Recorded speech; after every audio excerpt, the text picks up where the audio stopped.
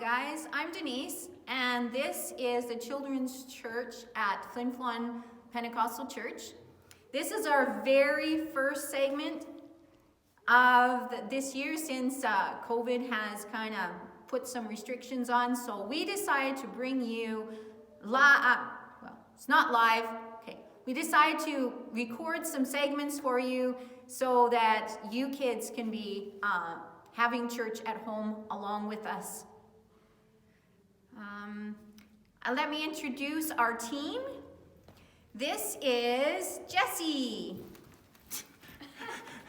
Hello. Owen. And Hannah. And you will... 1 second. Hi, my name is Jaden. Today in this segment, we're going to start with worship. So we have 2 songs that we've selected for you. One is called This Is Amazing Grace, and the second one is called Never Have I Ever. Never Have I Ever. So don't know these songs? No worries. We have the lyrics on the screen for you. So we'll be back as soon as the songs are over. Enjoy.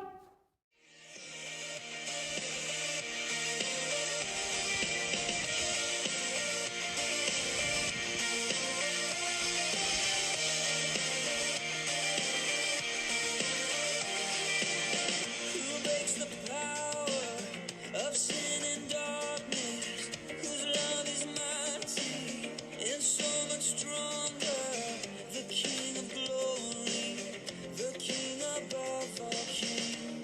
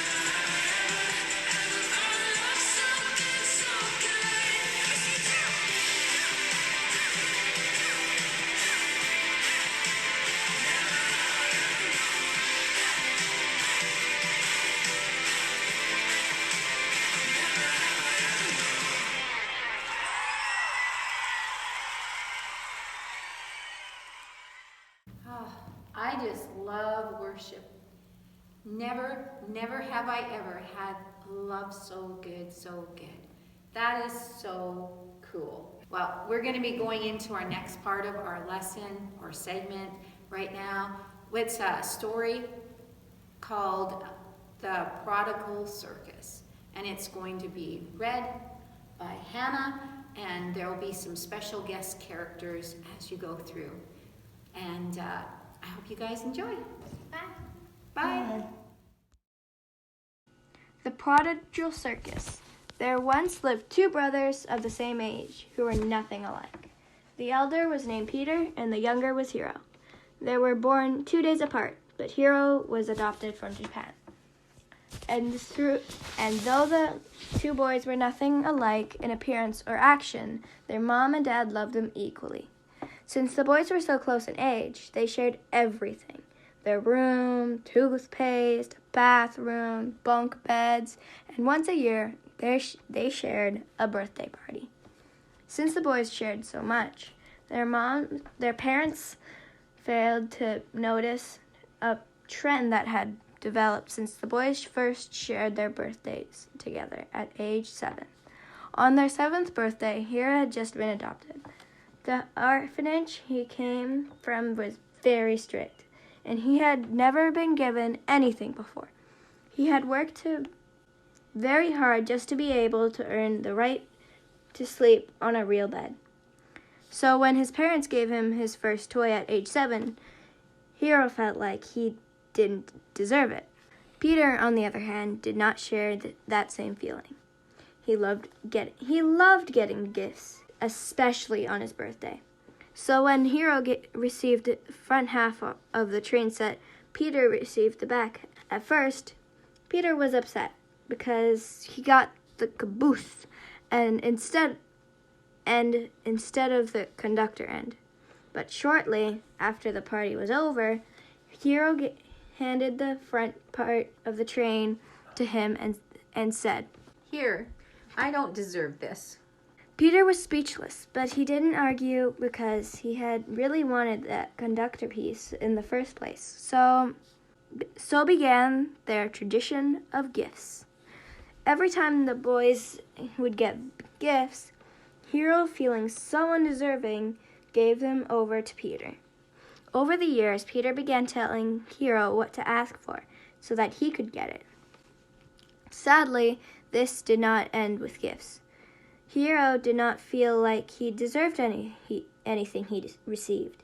So with every hug and kiss from his parents, he felt as if he were stealing them away from Peter. He could never quite hug his parents back or kiss them good night without feeling a bit out of place. Although he loved his new mommy and daddy, he felt that it wouldn't be fair for them to love him as much as they loved Peter.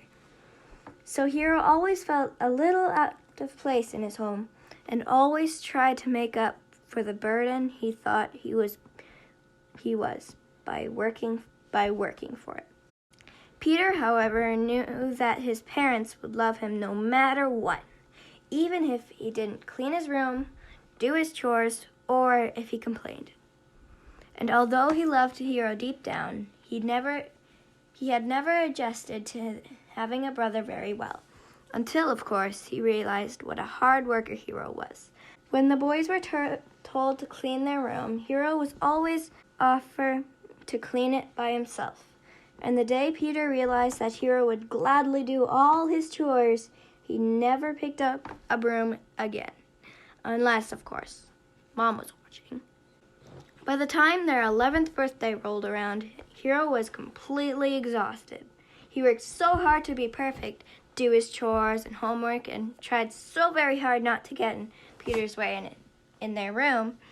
Just that afternoon, the boys got into a fight because Peter wanted to switch from the bottom bunk to the top bunk. Hero began to cry because he always felt like that top bunk was the only place in their whole room that was truly his. It was his territory. As little tears slipped down Hero's cheeks, Peter pushed him to the floor and laughed at him. Get up, you big baby. Peter taunted Hero. I'm surprised you're not scared to sleep up there, you. Just then, their dad shouted. Come to the kitchen, boys. Mom and Dad has a surprise for you. Peter knocked Hero back down and raced to the kitchen. Hero got back up and followed Peter in as quickly as he could, one right after the other. And Peter practically tore it into his package on the table, while Hero opened his more reserved. Tickets to the circus. Peter shouted. Wow, thanks. He immediately hugged his mom and dad. When Hero realized he had received the same thing, he didn't know how to respond. How could he give his ticket to Peter? He would have to take it for himself, though that didn't seem like the right thing to do. Mom noticed the worried look that began to cover Hero's face. What's wrong, Hero? She asked. Do you not want to go? Hero was in shock. What kid didn't want to go to a circus? I want to go. He said without thinking. His mom smiled and hugged Hero, and then Dad joined the bunch. But even as Hero's arms wrapped tight around his parents, he was filled with worry. Would Peter be upset if he had to take this gift? He knew he didn't deserve to go, but it sounded like such fun. Maybe if I promise to stay out of Peter's way and give him the top bunk, he won't be so mad, he thought to himself. At the circus, both Peter and Hero had the time of their lives. They watched in awe as the elephants did tricks. People swung from the rope to rope, and a clown went across a tiny wire on a bicycle as he juggled. Hero had never seen anything more fascinating. Throughout the night, he ate all the popcorn his parents bought him, and even though Peter gave him an angry look when he did not hand over his cotton candy, Hero decided to keep every gift his parents were buying him. He ate the popcorn and proudly wore the cap and shirt bought for him. Peter was having fun too, but it irked him that Hero was getting equal treatment since he was so used to Hero relinquishing everything his parents bought him. As Hero finished his last bite of cotton candy, Peter decided he was going to say something about it. At the same time, by the time they got home, Peter was really irritated. He didn't like the feeling that his parents liked Hero more than him. It was bad enough that Mom was always talking about what a hard worker and straight A student Hero was. So at the end of the night, as Mom and Dad were tucking them in, Peter got up the nerve to ask his mom a question. Mom, Peter whispered so his brother wouldn't hear from the top bunk. do you love Hero more than me? Mom was shocked that Peter would ask such a question. Of course not, sweetie, She answered. Peter took a sigh of relief until she added, You know that Daddy and I love you the same. Peter was stunned. He had always hoped that his parents felt a little more affection for him since he was their natural-born son. His dad came to hug him next. But Peter was so upset that he could barely think straight. He didn't even realize how mad he was until his parents quietly shut the door. And then, How could you, Hero? Peter whispered, yelled at to him from the bottom bunk. Huh? Hero wasn't sure what Peter was talking about, but he was beginning to feel really guilty for taking so much attention away from Peter all night. Never mind. Peter didn't know what he meant to say either. He just knew he was mad because his birthday turned out most unusual. The least you can do is let me have your top bunk. Hero began to cry once more. That day was the most fun he'd ever had in his entire life. He sniffled back the tears. Are you crying again, crybaby? Peter spat out. Hero didn't want to answer.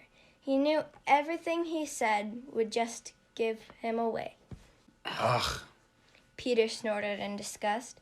You're such a freak, Hero. Why don't you just join the circus? Then he rolled over and went to sleep. But Hero was wide awake and miserable. He lay in his top bunk for hours, pondering what Peter had said. Should he really join the circus? Hero knew Peter wasn't serious, but he seemed pretty serious about not wanting him around. Maybe he should run away. It would be sad because tonight he began to feel the first time that maybe he had done something right. His parents really did seem like they loved him. He would miss Mom and Dad tucking him in at night and helping him with his homework until a happy thought struck him. If I joined the circus, then I wouldn't have to do any homework, and the circus looked like one big happy family. I bet if I joined them, I could make them love me too, and I wouldn't have to steal Peter's family away from him anymore. So with that thought, he was finally able to get some sleep. It would be hard, but he would wake up in the morning, pack his few items that he kept for himself, and run off to join the cargo of circus people. The next morning, when Peter awoke, he found Hero's bed made and a note on top. Dear Peter, you can have the top bunk. Love, Hero. At first, Peter was thrilled. Then he noticed that Hero's backpack and clothes were missing, along with the cap and shirt his parents had bought him the night before. Peter screamed at the top of his lungs. Dad, Hero's gone. He crumpled up the note and threw it in the trash. As the year passed on, Hero had worked 3 times as hard with his new circus family as he had with his old family. Every other day, he would remember his mom's sweet notes and his lunch and how his dad would play ball with him. He would get miserably homesick until he reminded himself that it was Peter who deserved their time and affection. So he stuck it out at the circus. His job mostly included cleaning the animals and their waste. It wasn't a pretty job, but he had resigned himself to it. After all, he had to earn his keep somehow. Hero worked so hard that he had hardly noticed it was a mere week until his 12th birthday. Peter, however, was dreading the upcoming week. Birthdays had always been a time of joy for Peter in the past, but this week had been worse than ever. Since Hero's disappearance, their family had searched high and low, but were unable to find Hero anywhere. Every night, as they tucked Peter into bed, they cried longingly as they looked at the empty top bunk that Hero once slept. Today was the worst birthday he'd ever had. He had always felt a little guilty about Hero leaving. After Hero had left, nothing was the same. Not only were his parents constantly sad and weepy, but he also found that he missed Hero much more than he thought possibly. One night, as Peter watched TV with his parents, a commercial came up about the upcoming circus that next week. Mom immediately started crying and a thought struck Peter as he watched the commercial. What if Hero had joined the circus as I suggested last year? It was then that Peter decided to write Hero a letter. Dear Hero, we all miss you so much. Mom and Dad cry every day that you are gone. It's not the same without you. We love you. I apologize. Come back home soon. Your brother Peter. Hero read this letter a few days later. They had just got into town, and it was waiting for him when they arrived. And now, with tears streaming down his face, Hero realized for the first time that it must have been true when his parents told him they loved him. He immediately packed his bags and used what little money he had to take a cab home. An hour later, Hero stood on the porch of his home. He held a shaky hand over the doorbell, took a deep breath, and then pressed the bell with all his might. Within seconds, Hero found himself surrounded by the arms of his family. Everyone was crying tears of joy, and of all people, Peter spoke up first. We missed you, Hero. Dad barely got out Welcome home. and Mom couldn't speak. She was weeping so loudly with joy, and for the first time ever, Hero allowed himself to feel truly loved by these people.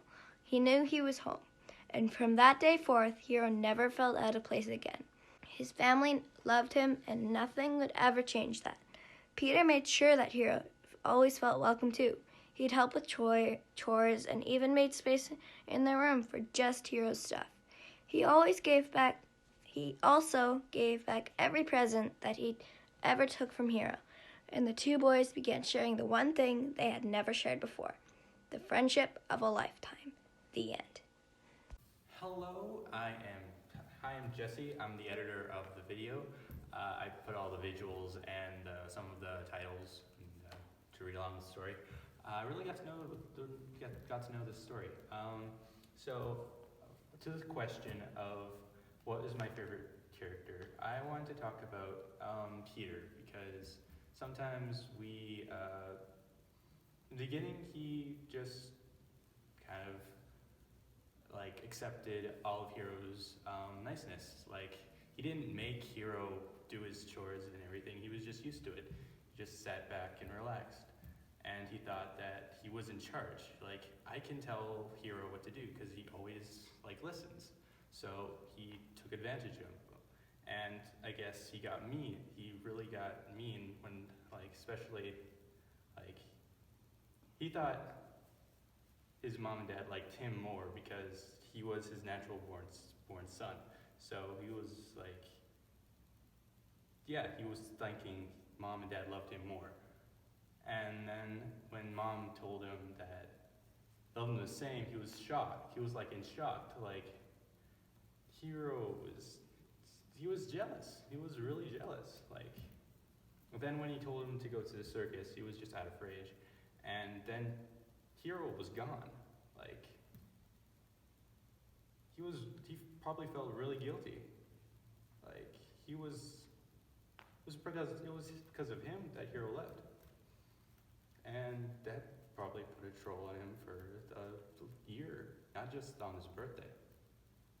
And then when he finally thought of maybe he's actually at the circus, so then he decided to build the guts to write him a letter after probably him being the fault at causing him to run away. So I think that was a lot of courage and a lot of build of character for Peter. Okay, Hannah, before you get too emotional. Okay, so I would say mine is Peter, and not Peter. Hero, he got some building personality too, because, I mostly like him because in some cases we can relate, but I like him most or my favorite part was probably how courageous he was to come back home after almost a full year, a year of being at the circus and not seeing the family at all, and it takes some courage to do that. Because once he read that letter, he must have, I'm guessing he would have been shocked, because he must have thought that Peter really didn't like him. So it must have been a shock that he was the one who wrote the letter. Yeah. And I really like that part. Oh, awesome. Okay, we're gonna go back to Mrs. Roy and finish off the ending for the transmission. Wow, these guys, let me get rid of my mask here. That was really good insight. I really enjoyed that. I liked hearing from from Hannah and Jesse about their perspective of the two characters. For me, my favorite would have been Hero because I could certainly relate. I thought back to when I first gave my heart to the Lord, and when you do that, there's like an adoption into the family of God. And I remember mostly that as I went to church in my first year, it was like I was so amazed on how accepting and loving people were towards me. And so I could really relate to Hero. I could relate to the realization that he finally came to know that, wow, my family loves me. My Father loves me. And so the day when I was able to understand that it had nothing to do with my works and that Jesus loved me no matter what, that was a wonderful revelation. And boy, did it ever show in my countenance, and did it ever show in my walk with the Lord, because I was able to walk with my head up high instead of down low. So super kids, I just want to encourage you in this, that Jesus loves you with an everlasting love that is so wonderful and so bountiful. And the worship songs that we sang earlier really just kind of outlined that for you. So even if you have to go back and listen to the songs again and let those words sink in, I would encourage you to do that. I just find, and I remember in the scripture that says that we, even before we loved him, he loved us anyways. He came and died on the cross. So before, and we didn't even know who he was. I didn't know who he was, but he did it anyways. He took all the suffering and the pain and everything so that we could be adopted into his family. So next segment, we're going to talk a whole lot more about that and what it looks like, and when we make our confession, I am a super kid, child and servant of the Most High God, we are going to talk about what that means. So till then, have a great week, guys, and may the Lord bless you.